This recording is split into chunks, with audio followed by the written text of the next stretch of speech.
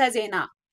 ቀዳምነት ዝወሃቦ ዝተመዛበሉ ወገናትና ናብ መረበቶም መመላሰን ሕገ መንግስታዊ ወሰን ትግራይ መርግጋጽን እዩ ክብሉ ፕሬዝዳንት ጀነራል ታደሰ ሓቢሮም ዳያኑ ኣብያተ ፍርዲ ከተማ መቐለ ብሰንኪ ኣጋጢምዎም ዘሎ ስጋት ድሕንነት ንማእኸላይ ቤት ፍርዲ ከተማ መቐለ ሓዊሱ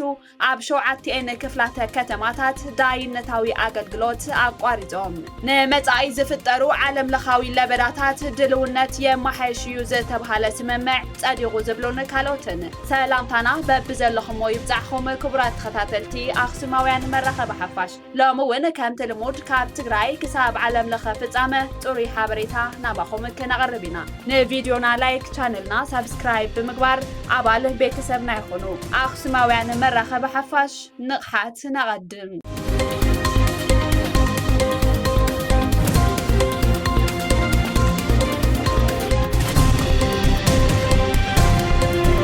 ዳያኑ ኣብያተ ፍርዲ ከተማ መቐለ ብሰንኪ ኣጋጢምዎም ዘሎ ስጋት ድሕንነት ንማእኸላይ ቤት ፍርዲ ከተማ መቐለ ሓዊሱ ኣብ 7 ክፍላተ ከተማታት ዳይነታዊ ኣገልግሎት ኣቋሪጾም ኣለው ዳያኑ ትግራይ ምስ ዝብይንዎም ብይናት ብዝዛመድ ኣብ ልዕሊኦም ስጋታት ድሕንነት የጋጥሞም ከም ዘሎ እዮም ዝገልጹ ኣብዚ ቀረባ እዋን ዳያኑ ምስ ዝወሰንዎም ውሳነታት ብዝዛመድ ኣብ ልዕሊኦም ይበጽሑ ዘለው ስጋታት ድሕንነት ተጠናኺሮም ከም ዝቐጽሉ ማሕበር ዳያኑ ትግራይ ኣፍሊጡ እቲ ማሕበር ወሲኹ ኣብ ትግራይ ዘሎ ዝምልከቶ መንግስታዊ ኣካል ኣብ ልዕሊ ኣብያተ ፍርድን ዳያኑን ንዘጋጠመ ሓደጋ ድሕንነት ክፈትሖ ከም ዘይከኣለ ንቢቢሲ ሓቢሩ ምክትል ፕሬዝዳንት ማሕበር ዳያኑ ትግራይ ኣይተ ገብረ ዮሐንስ ደሳለኝ እቲ ኣብ ዳያኑ ዘንጸላለወ ሓደጋ ብዋናነት ከበድቲ ገበናት ኣብ ልዕሊ ዝከታተሉ ዳያኑ ከም ዝረአ ገሊጹ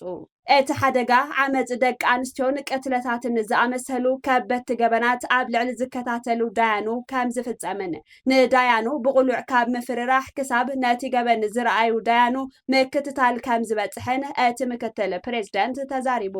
ጊዜያዊ ምምሕዳር ትግራይ ብወገኑ ኣብ ልዕሊ ስርዓት ዳይነት ዘንጸላለወ ሓደጋ ብዘላቕነት ንምፍታሕን ሰብ ሞያ ፍትሕን ዳይነትን ውሕስንኦም ተሓልዩ ስርሖም ብኣግባቡ ክፍጽሙ ዘኽእል ኩነታት ንምፍጣርን ኩሉ ዘድሊ ከም ዝገብር ትማሊ ኣብ ዘውፅኦ መግለጺ ኣፍሊጡሎ ኣብ ዝሓለፈ ሰሙን ናይታ ብ13 ነሓሰ 2015 ኣቆጻጽራ ገዝ ኣብ ከተማ መቐለ ብጨጉራ ተጎቲታ ኣብ ማእኸል ኣደባባይ ብመኪና ተጨፍሊቓ ዝተቐትለት መንእሰይ ዘውዱ ሃፍቱ መዝገብ ክሲ ብይን ንምሕላፍ ኣብ ማእኸላይ ቤት ፍርዲ ከተማ መቐለ ኣብ ልዕሊ ዝተሰየሙ ዳያኑ ዝተፈጸመ መፍርርሕን መጋባያ ንኽቋረጽን ዘገደደ ዕግርግርን ነቲ ኣብ ልዕሊ ዳያኑን ትካላት ፍትሕን ኣንጸላልዩ ዘሎ ሓደጋ ዘርኢ እዩ ምክትል ፕሬዝዳንት ማእኸላይ ቤት ፍርዲ ከተማ መቐለ ዳይና ስየ ኪዳነ ገብረ እግዚአብሔር ብዕለት 8 ወርሒ 9 2017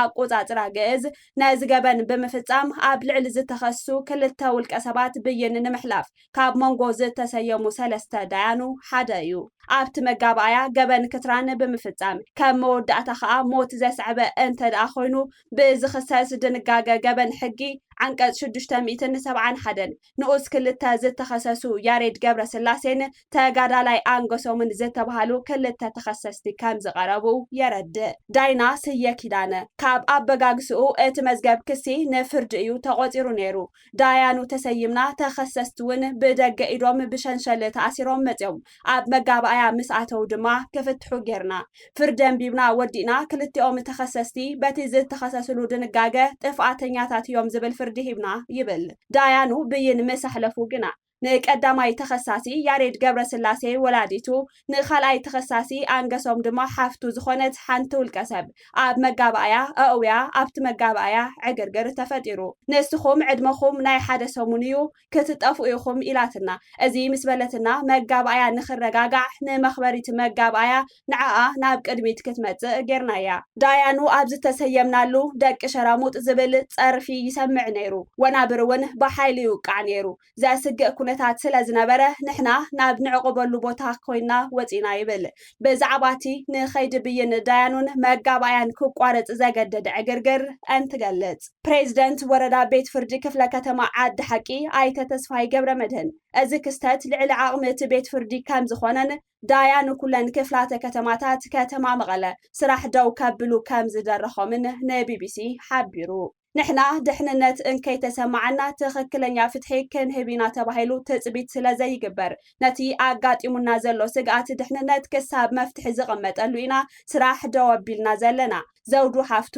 ኣብ ከተማ መቐለ ከባቢ ዓዲ ሓውሲ ብ13 ነሓሰ 2015 ኣቆፃፅራ ግዕዝ ኣብ ማእኸል ኣደባባይ ብዘስካሕክሕ ጭካነ እያ ተቐቲላ ካብቲ እዋን ጀሚሩ እንሆ ካልኣይ ዓመት ኣብ ዝገምገመሉ ኣብ ጉዳይ ቅትለት ዘውዱ ሃፍቱ ፍርዲ ኣይተውሃበን ፀኒሑ ምክትል ፕሬዝደንት ማሕበር ዳያኑ ትግራይ ኣይተ ገብረ ዮሃንስ ንዳያኑ ብስልኪ መፍርራሕን ናብ ገዝኦም ኣብ ዝኸድሉ ብሞተር ምክትታልን ሓዊሱ ኣብ ልዕሊ ዳያኑ ከቢድ ፀቕጢ እዩ ዝግበር ዳይነት ክትሰርሐሉ ኣብ ዘይትኽእለሉ ሃዋህው ዘብፅሕ ነገር እዩ ዝረኣይ ዘሎ ይብል ምክትል ፕሬዝደንት ማእኸላይ ቤት ፍርዲ ከተማ መቐለን ካብቶም ንመዝገብ ክሲ ይከታተሉ ዘለው ሰለስተ ዳያኑ ሓደ ዝኾነን ኣይተስየ መዝገብ ክሲ ዘውዱ ሃፍቱ ዳያኑ ስግኣት ድሕንነት ከጋጥሞም ዝገበረ ከቢድ መዝገብ ከም ዝኾነን ቅድሚ ሕዚ እውን ነዚ መዝገብ ይከታተሉ ዝነበሩ ሰለስተ ዳያኑ መፍርራሕ ከም ዝበፅሖምን ይገልጽ ክልቲኦም ተኸሰስቲ ንክሲ ዓቃቢ ሕጊ ንክከላኸሉ ውሳነ ኣብ ዝሓለፈሉ እዋን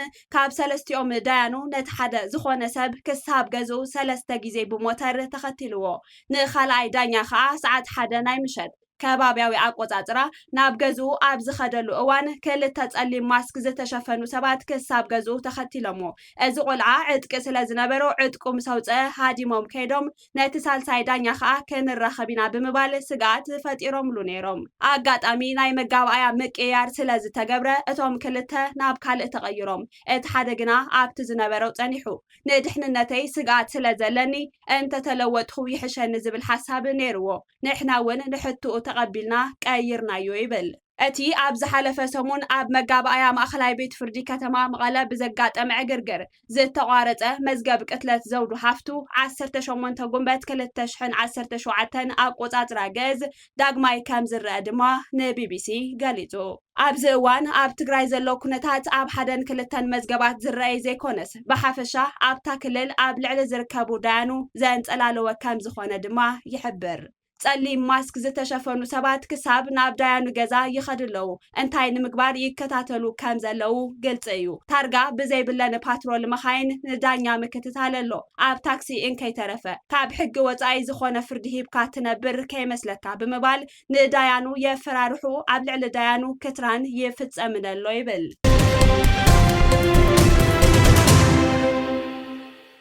ቀዳምነት ዝወሃቦ ዝተመዛበሉ ወገናትና ናብ መረበቶም ምምላስን ሕገ መንግስታዊ ወሰን ትግራይ መርግጋጽን እዩ ክብሉ ፕሬዝዳንት ጀነራል ታደሰ ሓቢሮም ፕሬዝዳንት ሌተናል ጀነራል ታደሰ ነዚ ዝበሉ ሎሚ 13 ጉንበት 2017 ዓ.ም ኣብ መንበሪ ኣምባሳደር ኣሜሪካ ኣብ ኢትዮጵያ ኤርቪን ማሲንጋ ተረኺቦም ኣብ እዋናዊ ጉዳያት ጠሚቶም ኣብ ዘካየድዎ ዘተ እዩ ፕሬዝዳንት ሌተናል ጀነራል ታደሰ ወረደ ዝሃብዎ መብርሂ ካብ መረበቶም ተመዛቢሎም ኣብ መዕቆቢ ማእከላት ንምግላጹ ዘደንጹ ህይወት ክደፍኡ ዝተገደዱ ተመዛበልቲ ወገናትና ናይ ምምላስ ጉዳይን ሕገ መንግስታዊ ወሰን ትግራይ ናይ ምርግጋጽ ጉዳይ ናይ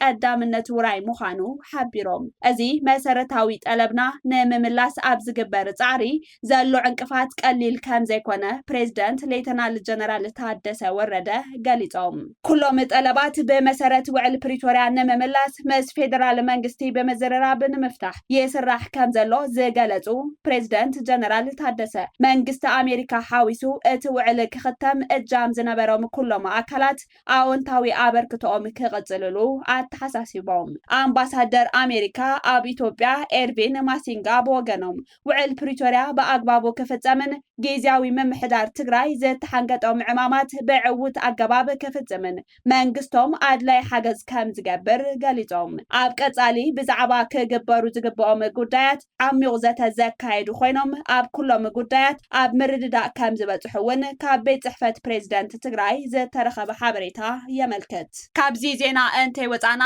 ፕሬዝዳንት ሌተናል ጀነራል ታደሰ ወረደ ምስ ኣምባሳደር ፈረንሳይ ኣብ ኢትዮጵያ ሬሚ ማሬሾ ዘትዮም ፕሬዝዳንት ሌተናል ጀነራል ታደሰ ወረደ ምስ ኣምባሳደር ፈረንሳይ ኣብ ኢትዮጵያ ሬሚ ማሬሾ ተራኺቦም ኣብ እዋናዊ ጉዳያት ትግራይ ጠሚቶም ተዘራሪቦም ፕሬዝዳንት ሌተናል ጀነራል ታደሰ ወረደ ኣብቲ እዋን ከም ዝበልዎ ዝተመዛበለ ህዝቢ ኣብ ኣዝዩ ከቢድ ፀገም ከም ዝወደቐን ኣብ ሓፂር እዋን ናብ መረበቱ ክምለስ እንተዘይክኢሉ ከቢድ ሓደጋ ከም ዘስዕብን ነቶም ኣምባሳደር ገሊጾምሎም ብምዃኑ ተመዛበልቲ ወገናትና ናብ መረበቶም ናይ ምምላስን ሕገ መንግስታዊ ወሰን ትግራይ ናይ ምርግጋፅን ጉዳይ ቁልፊ ሕቶ ናይ ዝመድረኽ ምዃኑ ዝሓበሩ ፕሬዝዳንት ጀነራል ታደሰ ተፈጻምነት ውዕል ፕሪቶርያ ንሰላምን ርግኣትን ኢትዮጵያ ቁልፊ ተራ ከም ዘለዎ ኣብሪሆም ትግበራ ውዕል ፕሪቶርያ ንዘላቂ ሰላም ኢትዮጵያ ቁልፊ ተራ ከም ዝፃወት ኩሉ ክርድኦ ይግባእ ኢሎም ከም ጊዜያዊ ምምሕዳር ትግራይ እውን ኩሎም ሕቶታትና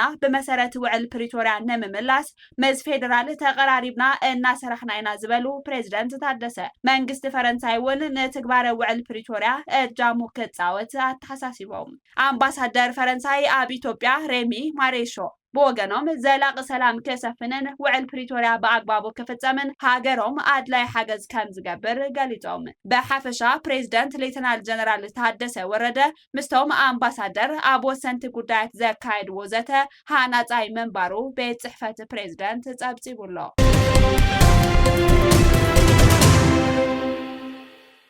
ንመጻኢ ንዝፍጠሩ ዓለም ለኻዊ ለበዳታት ድልውነት የመሓይሽዩ ዝተባሃለ ስምምዕ ጸዲቑ ውድብ ጥዕና ዓለም ለበዳ ኮቪድ-19 ንምግታእ ካብ ዝተገብረ ሕሉፍ ፈተነታት ትምህርቲ ብምውሳድ ንመጻኢ ክፍጠሩ ንዝኽእሉ ለበዳታት ንምድላውን ምላሽ ንምሃብን ውሳነ ኣጽዲቑሎ ድሕሪ ናይ 3 ዓመት ዝርርብ ኣብ ጀኔቫ ዝርከብ ባይቶ ጥዕና ዓለም ነዚ ሓሳብ ዝድግፍ ዝበሎ ብሕጋዊ ስምምዕ ዘሰናድአ እንትኾን ኣባል ሃገራት ድማ ከም ዝደገፈውን ከም ዘጽደቐውን ተገሊጹሎ እዚ ስምምዕ ኣብ እዋን ዓለማዊ ለበዳታት ዝተፈላለዩ መድሓኒታትን ክታበታትን ናብ ኩለን ሃገራት ዓለም ብቐሊሉ ክዝርጋሕ ዘኽእል ተባሂሉ ብተወሳኺ ኩባንያታት መድሓኒት ኣብ ድኻታት ሃገራት ንዝርከቡ ሰባት ንምብጻሕ ካብ ዘፍርዮም መድሓኒታት ክታበታትን 20 ሚእታዊት ንውድብ ጥዕና ዓለም ከወፍዩ ከም ዝግበር እውን ኣፍሊጡ ኣብ እዋን ለበዳ ኮቪድ-19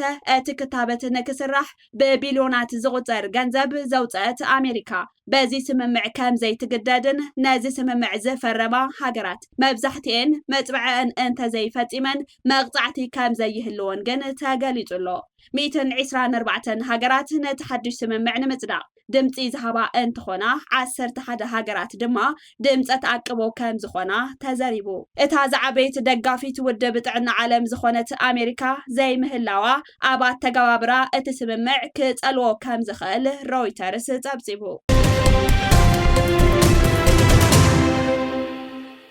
ሕብረት ኣውሮፓ ኣብ ልዕሊ ሶርያ ዝተነብረ እገዳ ንምልዓል ኣብ ስምምዕ ከም ዝበጽሐ ኣፍሊጡ ኣባል ሃገራት ሕብረት ኣውሮፓ ኣብ ልዕሊ ሶርያ ዝተነብረ ቁጠባዊ እገዳ ንምልዓል ኣብ ስምምዕ ከም ዝበጽሐ እዩ ተገሊጹ ዘሎ ኣልጀዚራ ንዲፕሎማስያዊ ምንጭታት ብምጥቃስ ከም ዝሓበሮ ሕብረት ኣውሮፓ ኣብ ልዕሊ ሶርያ ዝተነብረ እገዳ ንምልዓል ኣብ ስምምዕ ከም ዝበጽሐ ኣብ ትሕቲ በሽር ኣልኣሳድ ንዓመታት ዝጸንሐት እቲ ሃገር ካብቲ ቁጠባ ኩናት ክትሓዊ ንፍቀደላ ተባሂሉ ካብ 27 ኣባል ሃገራት ሕብረት ኣውሮፓ ዝተወጻጹ ኣምባሳደራት ዝበጽሕዎ ስምምዕ ብሚኒስትራት ጉዳያት ወጻኢ እተን ኣባል ሃገራት ኣብ ብራስለስ ክዛዘም ተጽቢት ይግበር ሕብረት ኣውሮፓ ኣብ ልዕሊ ሶርያ ዝነበረ እገዳ ንምልዓል ዝወሰዶ ውሳነ ኣሜሪካ ኣብ ዝሓለፈ ሰሙን ኣብ ልዕሊ ደማስኮ ዝነበረ እገዳ ንምልዓል ዝወሰደቶ ውሳነ ስዒቡ እዩ